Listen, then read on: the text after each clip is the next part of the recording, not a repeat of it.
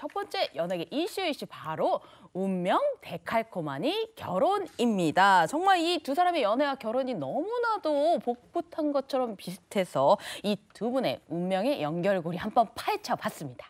뭔가 운명적인 느낌이 팍팍 오는데 최근에도 이런 일이 있었어요. 네, 잊고 말고요. 약간 흥미상관을 줘봤습니다. 드디어 솔로를 탈출하는 개그맨 심연섭 씨, 그리고 이미 가정을 꾸려서 행복하게 살고 있는 배우 이필모 씨가 대표적인데요. 이 두 분이 결혼했다라는 얘기는 아닙니다. 네. 근데 앞서 살짝 저희가 힌트를 드렸잖아요. 공통점이 한두 가지가 아니던데요. 네, 사실 솔직히 말해서 이 정도까지 결혼과 인생이 비슷할 수가 있는가라는 굉장히 기자로서 놀라움을 금치 못했는데요. 배우자가 11살 연하입니다. 이것도 딱 맞기가 힘들죠. 그리고 연애부터 결혼 결심까지 걸린 기간이 1년이 채 안 됐다라는 점, 그리고 결혼하기 전까지 공개 연애를 한 적이 한 번도 없었다라는 점, 이 모든 것이 결혼 데칼코마니 운명을 보여주는 이런 부분이 아닐까 싶어요. 네, 이제 본격적으로 분석을 좀 해봐야 되겠는데 첫 번째 공통점이 어떤 건가요? 네, 첫 번째 공통점부터 알려드리면요. 이 두 분의 운명 결혼, 데칼코마니 결혼 중에서 가장 흥미진진한 포인트입니다. 그 포인트 중에 첫 번째 포인트, 바로 방송용 연애가 아니었다인데요. 이게 무슨 말이냐? 모두 방송을 통해서 연애를 공개를 했는데요. 이게 방송에서 그냥 끝난 게 아니라요. 이게 정말 실제 연애로 이어졌다는 거죠. 아니, 운명 얘기하니까요. 저도 어제 무서운 운명이 있었어요. 제가 어제 저녁 모임이 있었는데 우리 대본이 와가지고 이렇게 탁 열었는데 이필모 씨가 있는 거예요. 근데 그 모임에 이필모 씨 사촌 누나, 그 결혼식에 갔던 분이 있어서 제가 보고 으악! 내일 그러면서 제가 좀 얘기를 좀 물어보고 왔습니다. 네. 일단 이필모 씨 2018년 한 방송 예능을 통해서 지금의 아내분을 만났죠. 불과 이 5개월 초고속 열애를 하고 결혼에 골인을 했었고요. 우리 심연섭 씨도 지난해였습니다. 지난해 6월에 한 방송에서 만났는데 만 1년이 되기 전에 올해 4월 20일에 결혼을 앞두고 있네요. 근데 보통 이제 연애하는 이런 방송 프로그램을 보면 저거 대본 아니야? 따로 여자친구 남자친구인 거 아니야? 그쵸, 뭐 이런 그쵸. 생각을 하는데 그렇지 않았다는 겁니다. 결국 두 사람 모두 방송을 통해서 결혼까지 골인을 한 거죠. 맞습니다. 사실 방송을 통해서 공개 연애를 하게 되더라도 헤어지는 경우도 굉장히 많았는데요. 저도 그러면 이번에 이 두 분 사례를 보면서 나도 이제 방송할 때 허투루 하면 안 되겠다. 나오시는 분들 나올 때마다 결혼 유무를 꼭 체크해야 되겠다라는 이 의욕이 샘솟기도 하거든요. 이렇게 방송으로 만나서 결혼하는 경우가 이 정도로 좀 쉽지는 않습니다. 특히 이필모 씨의 경우 같은 경우는요. 일단 결혼까지 간 첫 사례이기 때문에 굉장히 많은 화제를 모았거든요. 일명 연애 리얼리티 1호 부부라는 별칭이 붙었죠. 심연섭 씨의 경우에도 특별한 게 이 보통 결혼까지 결심하고 나서 그 과정을 보여주는 사례는 많은데 이 결혼에서 이어지는 굉장히 많은 희노애락을 보여줬어요. 예를 들면 여성분이 헤어지자고 통보를 해서 그 과정에서 잡으러 가는 과정까지 모두 중계가 됐거든요. 이거 정말 대단한 겁니다, 여러분. 뭔가 이런 게 프로그램화 되고 나면 프로그램 이제 카메라 불 딱 꺼지면 그다음에 예, 수고하셨습니다. 안녕하세요. 그리고 다음번 프로그램 녹화할 때 또 만나잖아요. 네. 근데 그게 아니고 카메라 불 꺼졌는데 그 이후에도 지속됐다. 좋아하는 마음이 서로 통했다고 봐야 되겠죠? 그렇죠. 우리가 함께 프로그램 했다고 해서 결혼하면 저도 한 수백 번 했을 거예요. 근데 이제 분명한 건 뭐냐면 우리가 어떤 사람과 함께 만나서 이 사람과 결혼에 골인하기까지는 굉장히 여러 개의 단계를 갖게 되는데 이걸 일명 간단하게는 단계적 노출 효과다 이렇게 부르고 또 한면으로는 심리학에서는 매력의 여과망이다 이렇게 부릅니다. 그래서 우리가 누군가와 함께 일단 자주 만나게 되면 그 접근성이 먼저 커지게 되고 접근성 다음에 이어서 우리는 그 사람의 매력을 발견하게 되죠. 매력만 발견하는 게 아니라 조금 만나다 보면 이 사람의 사회적 배경, 가족이 어떻고 친구가 어떻고 뭐 직장은 어떻고 이런 것들을 확인하게 되고 이어서 이 사람이 가진 사고관, 다시 말해서 가치관이 어떤가를 또 확인하게 되거든요. 그 다음에 좀 지내다 보니까 이 사람이 이렇게 나와 서로 보완적 관계야 이런 것까지 확인이 되면 되면 비로소 우리는 결혼 준비에 들어가거든요. 프로그램으로 시작했을지 모르겠지만 아마 이 두 커플은 모두가 다 서로 간의 이런 여과의 망을 다 통과해서 상대가 안전하고 이 사람하고는 행복하게 살겠다 싶은 충분한 확신의 과정이 아마 있었을 거라고 봅니다. 네, 서로를 알아본 거죠. 뭐 통했다, 운명이다 이렇게 느껴지는데, 근데 이 두 커플 모두 결혼까지 가는데 뭐 그렇게 긴 시간이 걸리진 않았다 그래요? 맞습니다. 그 부분이 바로 두 번째 포인트인데요. 이 두 번째 포인트가 뭐냐? 바로 아쉬운 시간입니다. 이 두 분 다 모두 다 나이가 있기 때문에 이 적지가 않잖아요. 그래서 이 시간들이 너무나도 소중하고 아쉬운 거예요. 그러다 보니까 아주 빠르게 결혼까지 결심을 한 건데요. 특히 이필모 씨는요, 만난 지 3번 만에 그 이후에 결혼을 결심을 했다고 합니다.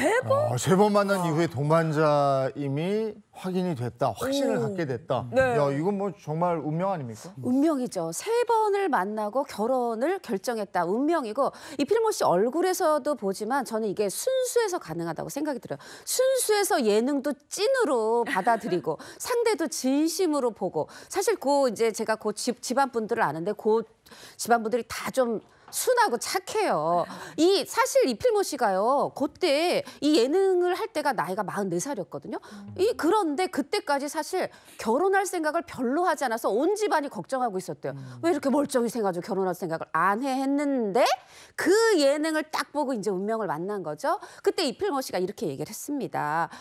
적지 않은 나이인데 만나보니까 웬만한 건 다 맞는데 데이트만 하고 있다? 시간이 아깝더라. 결혼 결정하기까지가 어려운 거지. 막상 결정하니까 바로 진행되더라. 그리고 결혼 준비하면서 많이들 싸운다고 하는데 우리 싸우지도 않았다. 이렇게 결혼을 향한 상대를 향한 직진 사랑을 고백한 적이 있죠. 네, 심연섭 씨 역시 첫 만남에서부터 이 여자 놓치면 안 되겠구나, 운명을 느꼈다라고 하는데요. 예비 신부를 만나고 나서부터 이 전성기 못지않은 아주 행복을 느꼈다고 해요. 하루하루 즐겁다라면서 예비 신부에 대한 애틋한 마음을 고백하기도 했습니다. 네, 한 가지 궁금한 게 두 사람의 인생 동반자 어떤 분들이에요? 그거 제가 한번 알아봤는데요. 우리 이필모 씨의 11살 아내분은요, 청담동에서 레스토랑을 지금 운영을 하고 계시고요. 그리고 또 심연섭 씨의 이 예비 신부분은요, 학원에서 영어를 가르치는 강사분이라고 하십니다. 네, 근데 심연섭 씨는 지금 이분을 만나기 전까지 뭐 100번 이상의 소개팅을 했어요. 그렇습니다. 정확히는 소개팅을 103번째 하고 나서 지금의 배필을 만나게 됐다라고 할 수 있는데요. 아니, 소개팅을 어떻게 100번을 했다는 거야? 이거 개그맨이니까 조금 재밌게 얘기한 거 아니야? 라고 궁금하게 생각하시는 시청자분들 있으실 것 같아서 준비했습니다. 심연섭 씨가 직접 이야기합니다. 함께 보시죠. 결혼 정보업체에 40대 때 회원으로 있었습니다. 하셨구나. 결혼 정보업체만 한 50번 했죠. 결정사만 없어. 그 전에 그럼 소개팅까지 하면 진짜. 한 100번 정도 넘겠죠. 근데 이게 안 되더라고요. 야, 100번이면 정말 간절했던 거예요. 그런 간절한 기다림 끝에 지금 예비 신부를 만나게 됐는데, 예비 신부의 모습을 보면서 돌아가신 어머니가 좀 떠올랐다고 합니다. 네, 그게 이유인 즉슨 너무나도 비슷한 점이 많았다고 하는데요. 그게 비슷한 게 보통 비슷한 게 아니고요. 심연섭 씨 이야기로는 도대체 넌 정체가 무엇이냐, 누구냐 년, 이렇게 얘기를 할 정도로 아주 굉장히 비슷한 부분이 많다고 합니다. 심연섭 씨가 최근 한 매체와의 인터뷰에서 얘기를 했어요. 우리가 보통 쌈 싸먹는다 그러면 고기 있을 때 싸먹지 않느냐. 근데 우리 어머니는 상추만 있으면 뭐든 싸드시곤 했다. 아주 족족 다 싸드셨다. 그게 너무 웃겼는데 예비 신부가 내 여자친구가 그러고 있더라. 와, 엄마랑 똑같다. 요 부분에서 이 돌아가신 어머니 생각이 나면서 더 운명을 느꼈던 것 같고요. 똑같은 게 하나 더 있더라고요. 어머님이 이렇게 좀 위로해 주기를 때 등을 아유 우리 현섭이 이러고 등을 두드려 주셨는데 이 예비 신부분도 이 여자친구도 등을 두드려 준대요. 이게 엄마의 손으로 느껴진 거지. 오랜 기다림 끝에 만난 나의 반쪽에게 어머니의 모습이 보인다. 야, 이거 심연섭 씨 뭔가 울컥했겠는데요. 네, 심연섭 씨 자신보다 11살 어린 예비 신부에게서 어머니의 모습을 비춰서 봤었을 때 뭔가 울컥하는 기분이 들었다고 하는데 그리고 이 밥 먹었어? 이렇게 묻는 톤이 있대요. 근데 이 말투까지도 약간 비슷하다는 거예요. 예비 신부와 전화를 끊고 난 다음에 혼자 천장 표정을 바라보면서 이게 무슨 경우인가 이렇게 닮을 수가 있나라고 생각에 빠지기도 한다고 합니다. 네, 근데 그런 말이 있었잖아요. 흔히 남자가 배우자감을 고를 때 본인의 어머니와 비슷한 여성을 찾는다. 이런 얘기 전 들어봤거든요. 그렇죠. 그걸 우리가 심리학에서는 이마고라고 부릅니다. 이 이마고라는 게 뭐냐면 내가 어렸을 때 가지고 있던 이 가족 혹은 한 대상에 대한 이미지가 이렇게 잘 구축이 돼 있다가 나중에 내가 결혼할 때 배우자에게 그 모습이 나타나면 그 배우자를 선택하게 된다는 이런 이론이 바로 이마고 이론이라고 하는 건데 단순히 그냥 이미지만 닮았다 그런 것이 아니라 이 사람과 함께 내가 옛날에 좋았던 그 내 가정의 생활을 다시 한번 구현하고 싶어 이런 느낌을 강하게 받을 때 우리가 이걸 또 귀향증후군이라고 부르거든요. 이런 이마고가 구축된 가운데 귀향증후군이 크게 작용하게 되면 우리는 결혼이 속도감 있게 빨라지게 되는 건데 저도 그렇게 결혼했네요. 그리고 두 사람 모두 아내와 11살 차이가 난다고 들었는데 여기서 주목해야 될 세 번째 포인트가 있다고요? 맞습니다. 여기서 주목해야 할 세 번째 포인트 바로 나이 어린 손이처남인데요. 지금 이제 연나이로 55세가 되는 심현섭 씨 이번에 새신랑이 되는데 그 11살의 어린 신부를 맞이하다 보니까 이 신부의 오빠가 본인보다 나이가 더 어린 그런 손이처남을 맞이하게 되는 거죠. 근데 뭐 요즘은 이런 호칭 별로 신경 안 쓴다고는 하지만 뭐든 처음이 중요합니다. 처음에 좀 잘 짚고 넘어가야 나중에 애매할 수 있는 상황이 발생하지 않는 거거든요. 맞아요. 이 심연섭 씨 손이처남은 이제 심연섭 씨보다 6살이 어리다 그래요. 그러니까 아내보다 이제 5살 많은 오빠인데 그래도 우리 심연섭 씨 나이는 나이고 이 또 관계는 관계지 딱 생각한 거예요. 정통대로 형님. 이라고 부르기로 했다고 하고요. 그럼 이 나이 어린 손이처남은 우리 이제 심연섭 씨를 사실은 제부라고 해야 되는데 거기까지는 좀 그랬나 봐요.